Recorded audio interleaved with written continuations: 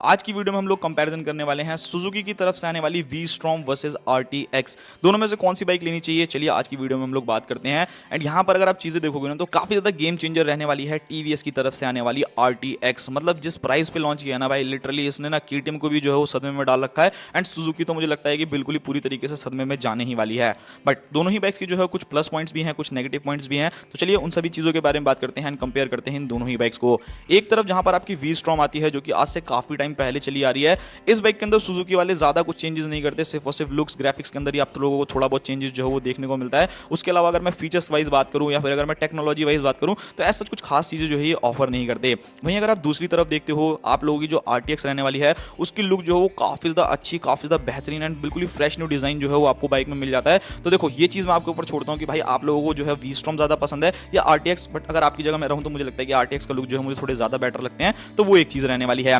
दोनों ही बाइक्स के अंदर अगर आप इंजन देखोगे तो यहाँ पर जो है 50 सीसी का डिफरेंस आपको मिलेगा। यहाँ पर 249 सीसी का single cylinder oil cool engine मिलता है वी स्ट्रॉम में, जो कि 6 स्पीड गियर बॉक्स के साथ आता है। 26.1 bhp का maximum power and 22.2 newton metre तक का टॉर्क जनरेट कर देती है वी स्ट्रॉम।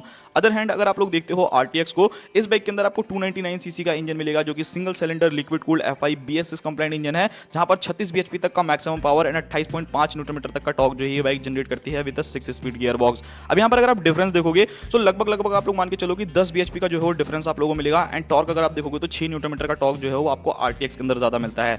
बट यहाँ पर चीजें जैसे कैसे चेंज हो जाती हैं, अगर आप एक ऐसे बंदे हो जो कि मतलब एंट्री लेवल जाना चाहता है कि नहीं भाई मेरे को वी स्ट्रॉम की पावर भी इनफ लगती है, इतनी ज्यादा भी पावर नहीं चाहिए, मेरे को दोनों चीजें करनी है, कभी लॉन्ग राइड्स वगैरह में वीकेंड्स पे निकल गया तो निकल गया और थोड़ा सिटी में भी मुझे चलाना है, सो उस कंडीशन में वी स्ट्रॉम जो है वो थोड़ा ज्यादा बेटर आपके लिए परफॉर्म कर देगी। एंड वहीं अगर आप लोग देखते हो RTX को, सो अगर आप एक ऐसे बंदे हो जिसने ऑलरेडी एक्सपल्स जैसी मशीन जो है वो चला रखी है, थोड़ा सा जो है वो अपग्रेड करना चाहते हो, तो उस कंडीशन में आप RTX की तरफ जा सकते हैं।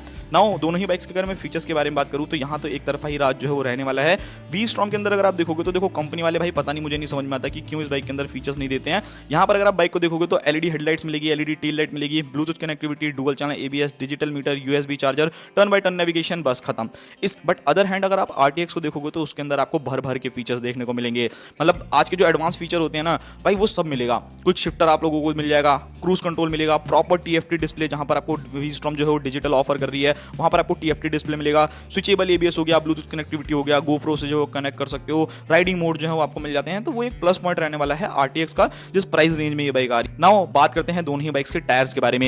एक तरफ जहां पर आपकी वी स्ट्रॉम 100/90/19 जिसके फ्रंट में अलॉय व्हील्स आपको ऑफर करती है, 140/70/17 आपको रियर में जो है अलॉय व्हील्स ऑफर किए जाते हैं। वहीं अगर आप RTX को देखोगे तो उसके अंदर भी जो है ऑलमोस्ट जो है साइजेस सेम रहने वाला है। टायर साइज में थोड़ा बहुत डिफरेंस देखने को मिलेगा। 110/80/R90 आपको फ्रंट टायर यानी कि 10 mm जो है वो ज्यादा बड़ा आप लोगों को RTX के अंदर फ्रंट टायर मिलेगा। एंड अगर आप रियर में जाते हो तो 150/70/R17 के जो है रियर टायर मिलेंगे जो कि आपको 10 mm जो है वो ज्यादा बड़ा देखने को मिलता है। सो अगर आपको थोड़ा सा ग्रिप वाइज टायर जो है ज्यादा बेटर चाहिए, थोड़ा लीन कॉर्नरिंग करने के लिए ज्यादा चाहिए, सो उस कंडीशन में मैं कहूंगा कि RTX की तरफ चले जाओ। सस्पेंशन के बारे में बात करते हैं तो ओल्ड स्कूल जैसे कि telescopic suspension and monoshock absorber आपको वी स्ट्रॉम के अंदर देखने को मिलता है। वहीं अगर आप देखते हो तो भाई 41 mm के USD suspension and monoshock absorber जो है वो आप लोगों को RTX के अंदर मिलेंगे। इवन अगर आप इनको अपग्रेड करा करके चाहते हो कि ये जो है एडजस्टेबल सस्पेंशन हो जाए तो वो भी ऑप्शन आप लोगों के लिए अवेलेबल है जो कि आपको वी स्ट्रॉम में नहीं मिलेगा। अब देखो 320 mm की फ्रंट डिस्क एंड 240 mm की रियर डिस्क, तो ऑब्वियसली भाई जो आप लोगों की वी स्ट्रॉम है उसके कंपैरिजन में जो आपकी RTX है वो ज्यादा अच्छी ब्रेकिंग जो है वो आप लोगों को प्रोवाइड करने वाली है। जो डिस्टेंस रहेगा वो काफी ज्यादा कम रहने वाला है, तो ये एक प्लस पॉइंट मिल जाता है RTX को।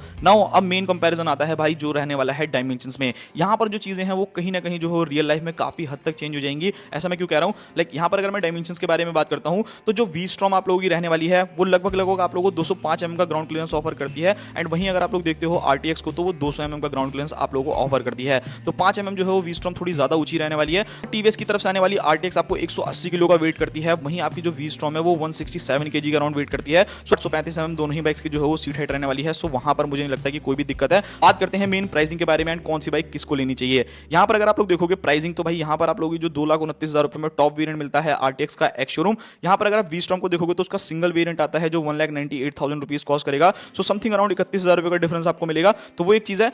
आप इन दोनों में से कौन सी मशीन को परचेज करना पसंद करोगे इस प्राइस रेंज में, आप मुझे जरूर कमेंट बॉक्स में बताना। बिकॉज 1,99,000 वाला वेरिएंट अगर आप देखोगे ना उसमें और वी स्ट्रॉम में सिर्फ और सिर्फ 1,000 रुपए का डिफरेंस आएगा, यानी कि 1,000 रुपए जो है वो RTX महंगी पड़ेगी। तो इस प्राइस रेंज में आप कौन सी बाइक लेना पसंद करोगे आप मुझे कमेंट बॉक्स में बताना। मिलते हैं ऐसी किसी नेक्स्ट वीडियो में। एंड अगर आप भी चाहते हो कि मैं RTX को और किसी बाइक से कंपेयर करूं, फटाक से कमेंट कर दो, आपका भाई आप लोगों के लिए वीडियोस बना देगा।